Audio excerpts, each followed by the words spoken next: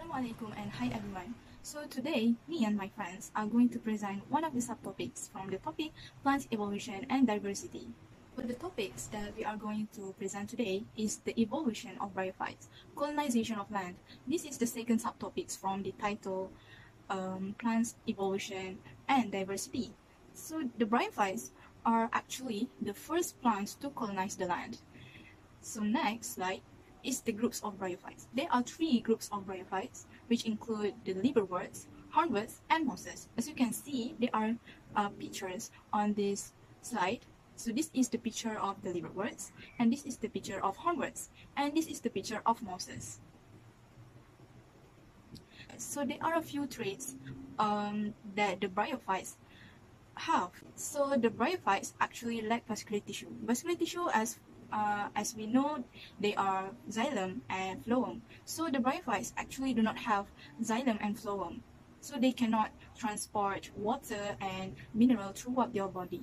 So next, there are low-lying plants.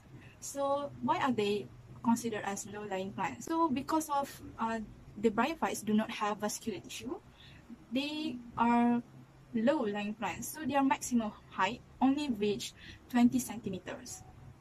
So next, the bryophytes are covered by a cuticle. So next, the bryophytes can be found in moist locations. The bryophytes release flagellated sperm. These flagellated sperms, they swim in water to get to the archegonia. So as they need water, so these bryophytes can only reproduce in moist location where there are waters. Okay, so next, the gametophyte is dominant. Okay, so next, the antheridia produce flagellated sperm. So the bryophytes have antheridia. Antheridia is like the male organ for the bryophytes. So this antheridia produce flagellated sperm, in which the sperm they swim in water.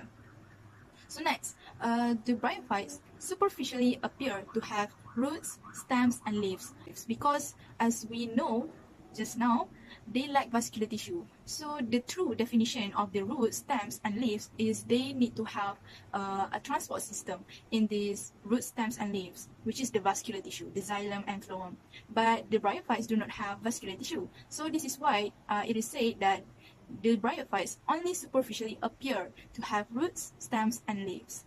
So next, they have apical tissue that produces complex tissue.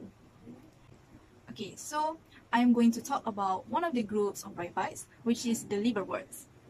So the liverworts can be divided into two groups. The thallus liverworts with flattened bodies, that is called thallus, and the leafy liverworts superficially resemble mosses.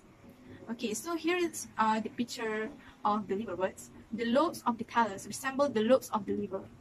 As you can see in this picture, okay, this is the lobes of the thallus, and it's actually resemble the lobes of the liver. Thus, this is why it is named as liverworts. Okay, so next, the Marchantia species. So this species reproduce both sexually and asexually. So they, as we all know that when they reproduce sexually, they have this male organ and female organ to do the job. But when they reproduce asexually, this is when they were in a place that is not suitable for them. So the sexual reproduction depends on antheridia and archegonia. So this is the female and male organ of the bryophyte. Okay, so this is the picture of one of the species of the liverworts. Okay, so this is the sporophyte, this is the archegonium, the female part, and this is the antheridium, the male part, and this is the Jamaica, this is the thallus, and this is the rhizomes. Each of these parts actually plays a role for these plants. So firstly, the sporophyte. In the sporophyte, there are wine-blown spores that are produced within the capsule. So these wine-blown spores are usually for breeding.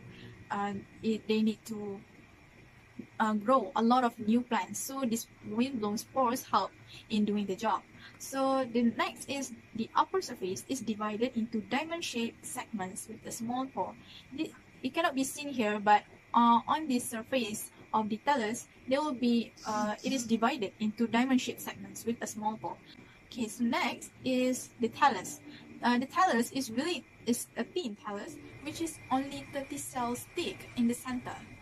So the branch lobe of the thallus, this one, okay, is approximately only centimeter in length. So that means this plant is really small. Okay, so next is germ cup.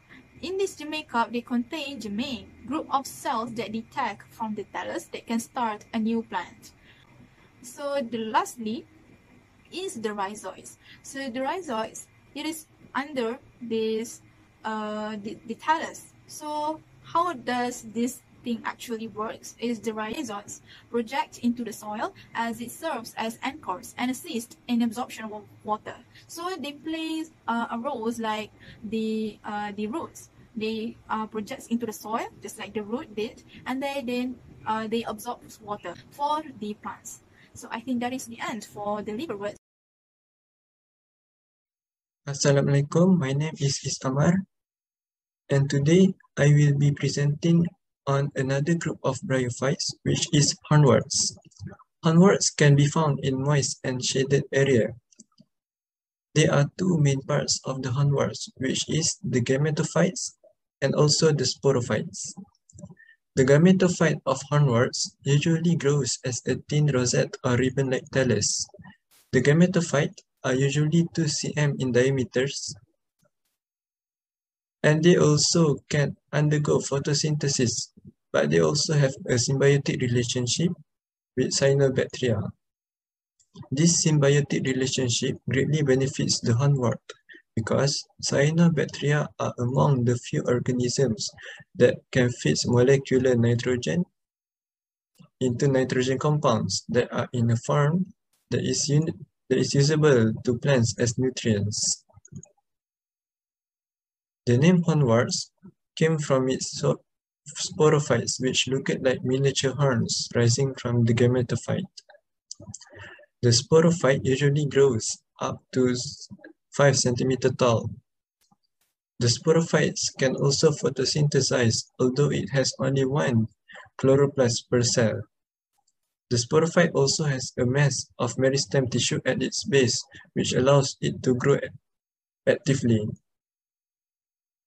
The process of meiosis occurs within the sporophytes and spores will be released. But hornworts can bypass alternation of generations by reproducing asexually through fragmentation.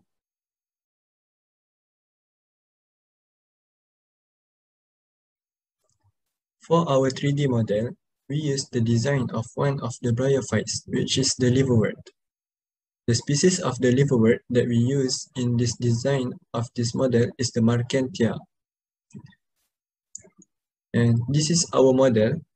We use green and a bit of yellow plasticine to shape this model. As you can see, the base of the liverwort is the thallus, and underneath the thallus is the rhizoids that anchor the liverwort to the surface that it is clinging onto. On the surface of the thallus here are the gamma cups, which are for asexual reproduction. And finally, there is the archegonia, which is for sexual reproduction, are present in the umbrella-shaped structures, which also shows that our model is based on a female liverwort. Assalamualaikum and very good morning. So I will proceed the presentation with the topic mosses. So first of all, there are a few things that you need to know about mosses. So number one,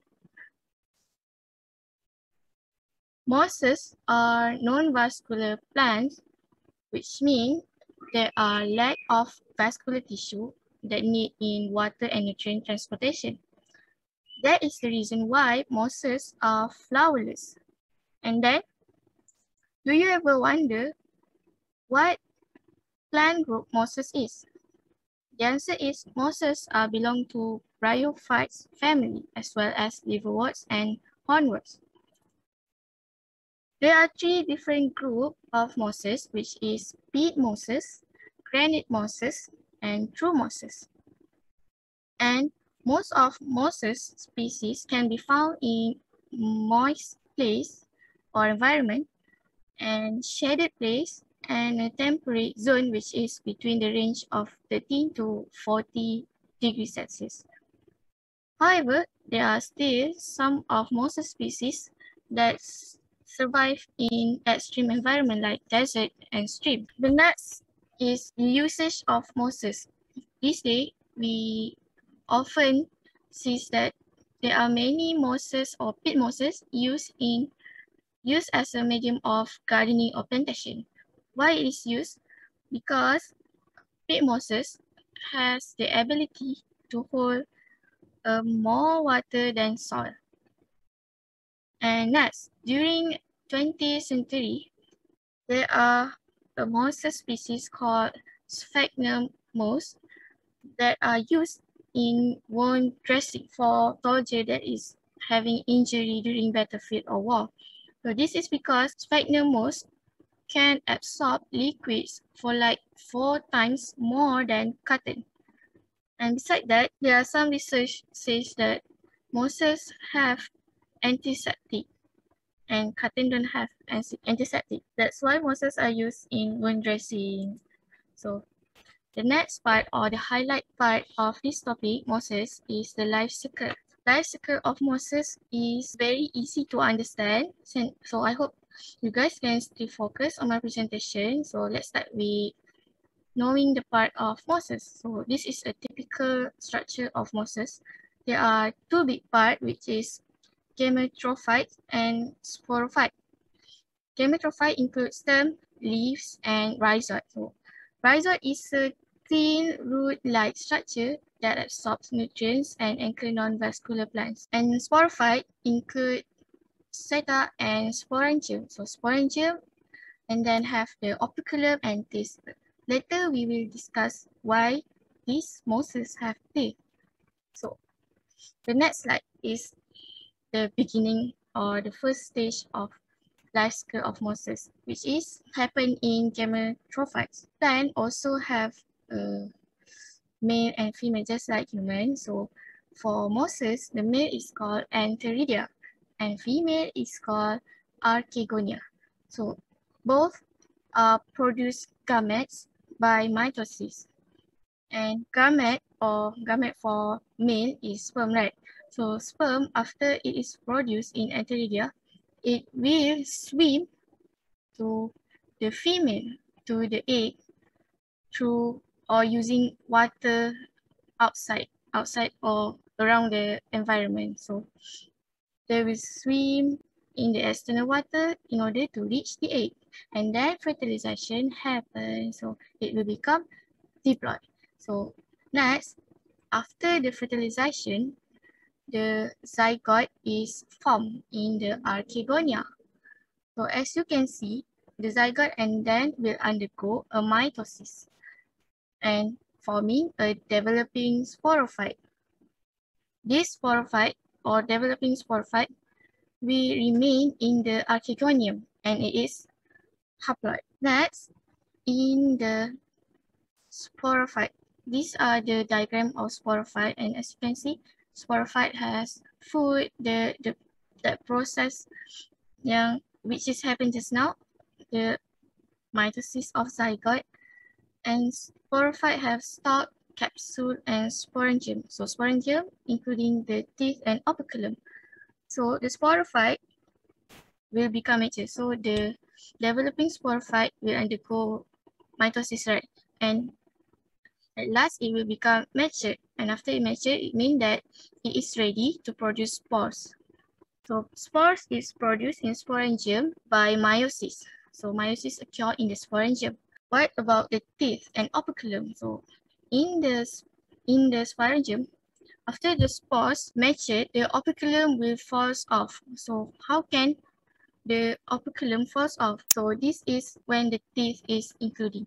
The teeth will open outward so that the operculum will fall off and spores can be spreaded to the environment. So how spores is spread to the environment?